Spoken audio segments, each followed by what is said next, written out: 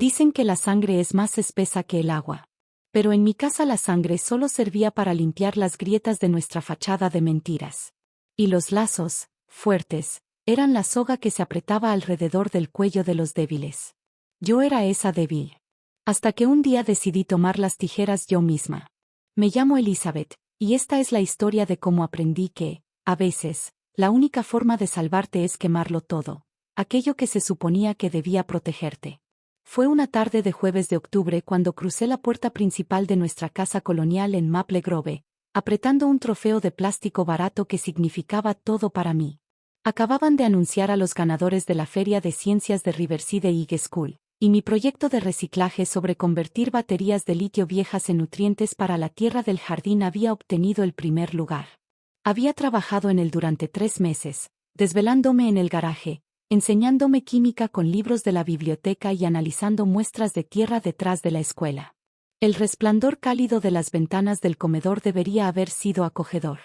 Pero al entrar, el contraste entre mi alegría y la realidad de mi familia me golpeó como un puñetazo. Estaban de fiesta. Globos rojos colgaban del candelabro. Un cartel que decía felicidades, Savannah cruzaba el arco, y la mesa del comedor estaba puesta con la vajilla de gala. En el aire flotaba el olor a costillas a la barbacoa, puré de papas cremoso y pan de maíz recién hecho. Mi hermana Savannah, de 17 años y dorada en todo lo que a nuestros padres les importaba, había entrado en el equipo de animadoras del primer equipo. Ella se sentaba en la cabecera como una reina, su cabello rubio perfectamente rizado, con los nuevos pendientes de diamantes que mamá le había comprado como recompensa. Su plato estaba rebosante. Papá abría una botella de vino.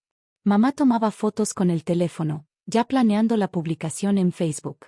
Yo me quedé en el umbral, todavía con el trofeo en la mano, esperando a que alguien me notara. El silencio se prolongó. Por fin, carraspeé. Gané, dije en voz baja. Primer lugar, a nivel estatal. Mamá me miró por un segundo, su sonrisa titubeó apenas. Oh, qué bien. Cariño, ponlo en un lugar seguro. Savannah, cuéntanos más sobre las pruebas. Miré mi plato, el único que no desbordaba el banquete. Una sola rebanada del pan de ayer y un poco de ensalada sobrante del almuerzo. El pan ya empezaba a ponerse duro. El trofeo, dije, con la voz temblando un poco. ¿No merece al menos un pedazo de carne? Savannah se rió. Un sonido como vidrio quebrándose. Oh, Elizabeth, no seas tan ingenua. Los trofeos se cuelgan en las paredes. No se comen. Tú y tus proyectitos de ciencia solo ocupan espacio, de todas formas. Mamá suspiró dramáticamente. No pongas difícil esto, Elizabeth. Savannah necesita nutrición adecuada para su entrenamiento. Tú solo te encierras en tu cuarto todo el día leyendo. Pero yo no pude dejarlo pasar. 3 meses de trabajo. 3 meses de esperanza de que esta vez sería diferente. Yo había trabajado un mes entero. Ella solo se puso una falda corta y brincó por ahí. Esto no es justo. Esas palabras quedaron flotando en el aire como una maldición. Papá, que hasta entonces había permanecido callado, se levantó despacio. No dijo una palabra mientras iba al armario de herramientas y sacaba su martillo de bola de la caja de herramientas, el mismo martillo que usaba para sus proyectos de fin de semana, el que yo le alcanzaba cuando era pequeña y aún creía que quizá me quería. Regresó a la mesa y tomó mi mano izquierda, la mano dominante, presionándola contra la sólida superficie de roble. Savannah dejó de masticar, los ojos brillando de interés. Mamá se volvió. ¿Quieres atención? La voz de papá apenas era un susurro. Te voy a dar algo que recordarás para siempre. La primera cuchillada cayó sobre mi dedo índice. El sonido fue húmedo y agudo, como una rama rompiéndose en invierno. Grité una vez y me mordí el labio hasta hacerlo sangrar, decidida a no darle esa satisfacción. El segundo golpe alcanzó mi dedo medio, y sentí romperse algo fundamental dentro de mí que no tenía que ver con huesos. Tiró el martillo al suelo con un estruendo metálico que se quedaría resonando en mis pesadillas durante años. Al inclinarse para susurrarme al oído mientras me desplomaba en el suelo, dijo, la próxima vez que quieras exigir algo, recuerda este sonido. Me arrastraron al sótano, húmedo y oscuro y con olor a moho. La versión familiar de cuidados médicos consistió en una bolsa de chícharos congelados y una tira de gasa sucia. Tendida ahí en la oscuridad, con la mano latiéndome a cada pulso, no lloré. En lugar de eso apreté los dientes y empecé a planear. Los meses siguientes pasaron en una neblina de invisibilidad. Me convertí en un fantasma en mi propia casa, hablando solo cuando me dirigían la palabra, agachando la cabeza, pero mis ojos no dejaron de vigilar. Mis dedos sanaron torcidos, un recordatorio permanente que colgaba de mi mano como una bandera torcida de rendición. Pero rendirme era lo último que tenía en mente. Empecé a tomar clases nocturnas en el Community College del condado de Chandler, diciéndoles a mis padres que hacía voluntariado en la biblioteca. En realidad, estaba aprendiendo. Me inscribí en su programa de radio y pasé horas en WCCX, la voz del condado de Chandler, aprendiendo a editar audio, amplificar voces y hacer grabaciones que podían llegar a miles de personas. Me uní al club audiovisual, dominando cámaras, teleobjetivos y programas de edición de video que me habrían tomado años conseguir por mi cuenta. Los fines de semana, hice voluntariado en el refugio de rescate animal del condado, un albergue con poco presupuesto a 20 minutos fuera del pueblo. Ahí conocí a María Santos, la encargada del refugio, una mujer de unos 50 años con ojos amables y manos marcadas por décadas de cuidar animales abandonados. Ella vio cómo mis dedos quedaban curvados y nunca preguntó. En su lugar me enseñó a cuidar a criaturas que habían sido desechadas. A ganarme su confianza de nuevo. Los animales más heridos, me dijo una tarde mientras alimentábamos con biberón una camada de gatitos huérfanos, a menudo son los sobrevivientes más fuertes. Aprenden a ver cosas que otros pasan por alto. Desarrollan instintos que los mantienen vivos. María se volvió la madre que nunca tuve, y el refugio mi santuario. Pero, más importante aún, se volvió mi campo de entrenamiento. Empecé a reunir pruebas con la paciencia de un depredador. Papá no iba a las reuniones de la iglesia los martes como decía. Con un teleobjetivo prestado del Community College lo seguí hasta un depósito ferroviario abandonado en las afueras del pueblo, donde se reunía con contratistas para vender materiales de construcción robados de su empresa. Fotografié cada transacción, cada apretón de manos, cada caja de alambre de cobre y cada saco de cemento que desaparecía de obras legítimas hacia la parte trasera de camiones sin identificación. El robo de mamá era más sofisticado, pero igualmente documentado. Me ofrecía ayudar a contar boletos para el comité de recaudación de la PTA, usando el teléfono para grabar conversaciones donde ella se jactaba ante sus amigas de malversar fondos del viaje escolar para pagar sus jornadas de compras. Horas de audio, cuidadosamente editadas y guardadas en múltiples cuentas en la nube. Los pecados de Savannah eran digitales y por tanto más fáciles de conservar. Con habilidades informáticas que me enseñé sola, recuperé archivos borrados del viejo portátil de la familia, encontrando pruebas de sus trampas sistemáticas en exámenes estandarizados y su papel de liderazgo en un grupo de ciberacoso que había obligado a 3 compañeras a cambiar de escuela. Pero la joya de la corona vino de un dispositivo de grabación no más grande que una moneda colocado bajo el sillón favorito de papá. Una noche, después de que había bebido demasiado, lo capté hablando con su compadre sobre su mayor arrepentimiento. Esa chica, Elizabeth, decía con la voz pastosa, claro como el cristal en la grabación. Fue un error. Debería haberle aplastado la mano esa noche. Asegurarme de que nunca pudiera escribir ni construir nada que pudiera usar en mi contra. Esas palabras valían más que el oro. Lo valían todo. Mi 18º cumpleaños pasó y mi familia ni se enteró.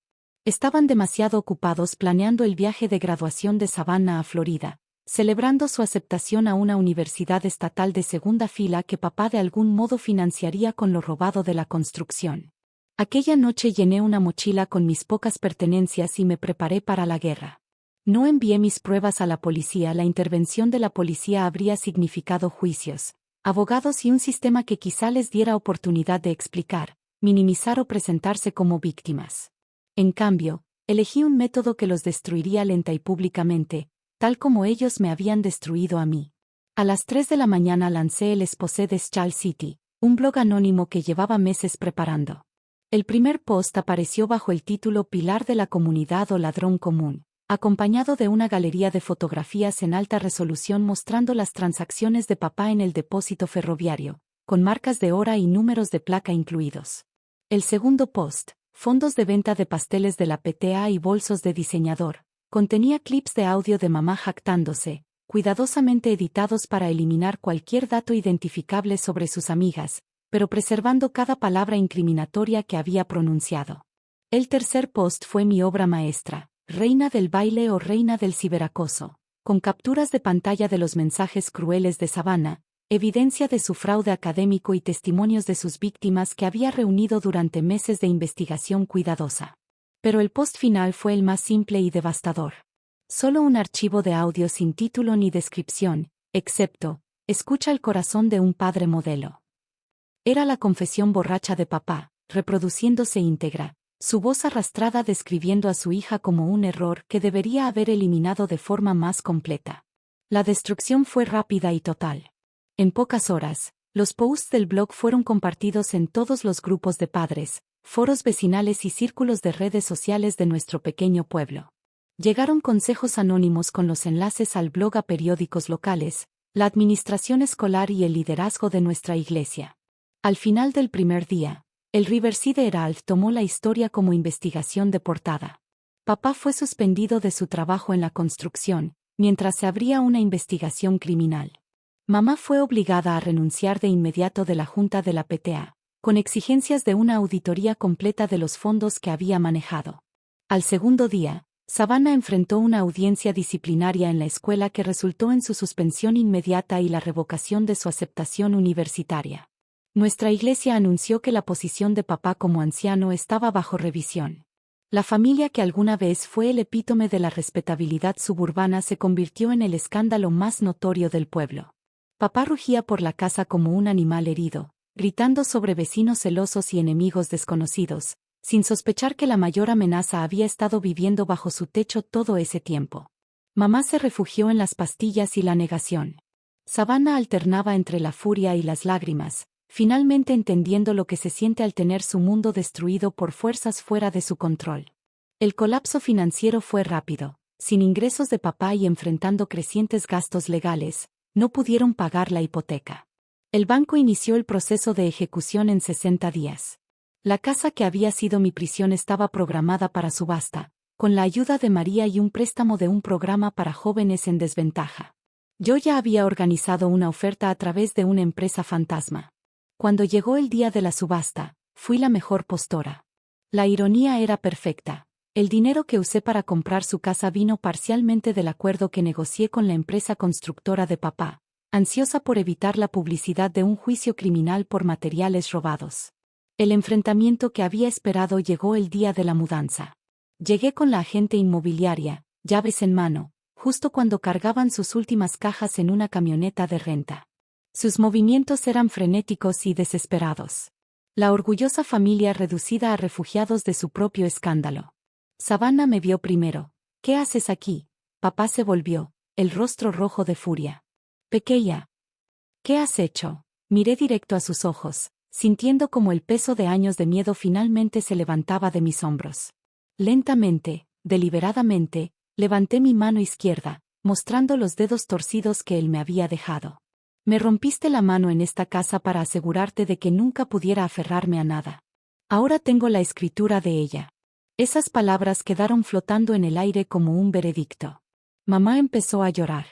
La boca de Savannah se abrió de par en par. Papá apretó los puños, pero ya no podía tocarme. Había testigos, documentos legales y un rastro de pruebas que lo sepultarían si levantaba siquiera la voz. ¿Cómo? Susurró mamá. 3 años de planificación, dije simplemente. 3 años aprendiendo, trabajando y documentando cada mentira que dijeron, cada crimen que cometieron, cada momento en que eligieron la crueldad sobre la bondad. Me enseñaron que la familia no significaba nada. Así que creé una nueva familia con personas que realmente se preocupaban por mí. Y juntos, compramos tu casa bajo tus pies. Papá dio un paso adelante, pero la agente inmobiliaria se interpuso. Señor, debe terminar de cargar su camioneta. El nuevo dueño tiene todo el derecho de estar aquí. Mientras se alejaban, su baúl cargado con los restos de su antigua vida, me quedé en la entrada de mi nuevo hogar, no la casa donde me rompieron, sino la casa que reclamé con mi propia fuerza, mi propia planificación y mi propia negativa a seguir siendo víctima. Aquella noche, me encontré en el viejo taller de papá, aún con ropa de trabajo y gafas de seguridad. Sus herramientas seguían esparcidas sobre el banco, incluido el martillo de bola que había cambiado todo. Lo levanté, sintiendo su peso familiar. Por un momento pensé en destruir algo con él, golpearlo contra el banco en un acto simbólico de venganza. Pero ya no necesitaba venganza. En cambio, me dirigí a un montón de madera en un rincón y comencé a construir algo nuevo. El ritmo del martillo llenó el garaje. Pero esta vez no era el sonido de destrucción. Estaba construyendo una casita para pájaros. Pequeña y sencilla, pero lo suficientemente fuerte como para resistir cualquier tormenta. Cada clavo que clavaba era un acto de creación. Cada corte medido, una elección de construir en lugar de destruir. Mientras trabajaba pensaba en los animales del refugio de María. Los que habían sido abandonados y maltratados, pero que aún encontraban el valor de confiar otra vez. Pensé en los estudiantes del Community College que perseguían sueños a pesar de las dificultades. Pensé en todas las personas que elegían crear en lugar de destruir, sanar en lugar de hacer daño. El martillo que una vez me rompió ahora me ayudaba a construir algo hermoso. No solo había reclamado la casa, sino también la misma herramienta de mi opresión, transformándola en un instrumento de creación. Horas después, me alejé para admirar mi trabajo. La casita para pájaros era simple, pero sólida, con una pequeña apertura del tamaño perfecto para los gorriones que cada primavera anidaban en nuestro barrio. Había usado las mismas manos que papá quiso destruir para construir algo que protegiera a otros seres vivos. Mañana la colgaría en el arce del patio delantero. El mismo árbol al que subía de niña cuando me escondía de la ira dentro de la casa. Pero esa noche simplemente me senté en el garaje, sosteniendo la casita para pájaros en mis manos marcadas por cicatrices. Entendiendo finalmente la diferencia entre una casa y un hogar. Una casa es solo paredes y techo, pagos de hipoteca e impuestos. Un hogar se construye con elección, con amor, con la decisión de proteger en vez de dañar. Mi familia me dio una casa llena de violencia y abandono. Pero yo me construí un hogar lleno de propósito, justicia y la satisfacción silenciosa del trabajo hecho con mis propias manos. El pueblo hablaría del escándalo durante años. Algunos susurrarían sobre la misteriosa bloguera que reveló la verdad. Otros debatirían si lo que hice fue justicia o venganza. Pero yo sabía la diferencia, la venganza me habría dejado tan rota como ellos. La justicia era esto, usar sus propias armas contra ellos, quitarles todo lo que valoraban y luego elegir construir algo mejor con los pedazos. Al apagar las luces del garaje y entrar a mi casa, pasé por el lugar donde papá me había roto los dedos. La mesa del comedor seguía ahí, sólida de roble, marcada por años de comidas familiares y violencia familiar. Mañana la lijaría y la volvería a barnizar, transformándola de un símbolo de trauma en algo bello y útil. Subí las escaleras hasta lo que había sido mi cuarto de niña, ahora verdaderamente mío en todos los sentidos.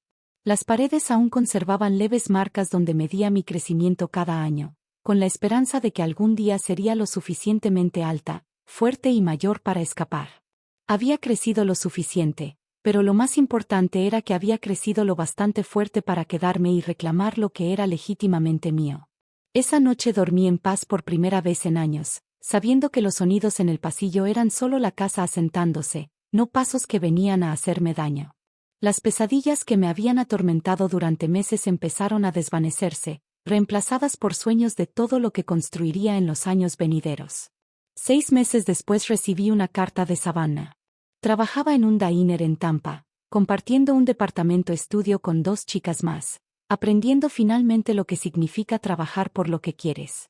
La carta era una especie de disculpa, un reconocimiento de que nuestra infancia había sido tóxica para las dos, aunque ella había sido demasiado privilegiada para verlo entonces. Mamá había solicitado el divorcio y se mudado con su hermana en Ohio. Papá cumplía 18 meses en la cárcel del condado por robo y fraude, su empresa constructora en bancarrota, su reputación destruida. La investigación había revelado años de robos sistemáticos que le costaron a sus empleadores casi 200,000 pesos. Le respondí a Savannah con una carta breve que me tomó semanas redactar. Le dije que la perdonaba, no porque lo mereciera, sino porque cargar con la ira era como llevar veneno. Le deseé lo mejor en su nueva vida, y lo decía en serio. Pero también dejé claro que perdonar no significaba olvidar, y que ella siempre sería una extraña para mí. La casa en Maple Grove se convirtió en mi santuario y mi taller. Terminé mi carrera en el Community College y me transferí a la Universidad Estatal con una beca completa en Ingeniería Ambiental. Mi investigación sobre reciclaje se perfeccionó y amplió. Fue publicada en una revista revisada por pares y llamó la atención de empresas de energía renovable. María se jubiló del refugio animal y yo asumí como nueva directora. Por fin pude darle al refugio los recursos y el financiamiento que los animales merecían. Ampliamos nuestros programas. Contratamos más personal y creamos un centro educativo donde los niños aprendían sobre la tenencia responsable de mascotas y el bienestar animal. En las noches tranquilas, me sentaba en el patio bajo el arce, viendo a los pájaros usar las casitas que había construido por toda la propiedad. Cada primavera llegaban nuevas familias de gorriones, cardenales y pinzones, criaturas que habían encontrado refugio en los albergues que ofrecía. Me recordaban que un hogar no se trata de las personas con las que compartes sangre, sino de la seguridad que creas para ti y para otros. Los dedos torcidos de mi mano izquierda nunca se enderezaron por completo, pero se volvieron mi parte favorita del cuerpo. Eran prueba de que había sobrevivido, evidencia de mi fuerza más que de mi debilidad. Cuando me preguntaban por ellos, sonreía y decía que eran un recordatorio de que las cosas rotas aún podían servir, que las cicatrices podían ser bellas y que aquello hecho para destruirte podía convertirse en la base de todo lo que construyeras después. Me llamo Elizabeth, y esta es la historia de cómo aprendí que, a veces, la única manera de encontrar tu familia es abandonar aquella en la que naciste. Que a veces, la única manera de volver a casa es recomprarlo de las manos de quienes lo convirtieron en un infierno. Y que a veces, la única manera de sanar es tomar aquello que te rompió y usarlo para construir algo hermoso. La casa en Ash Hill, como la renombré, es un testamento al poder de la paciencia, la planificación y la voluntad inquebrantable de quien se niega a seguir siendo víctima. No es la casa donde me rompieron. Es la casa donde aprendí a usar esos pedazos rotos para crear algo completo, algo mío, algo digno de proteger. Y al final, eso hizo toda la diferencia.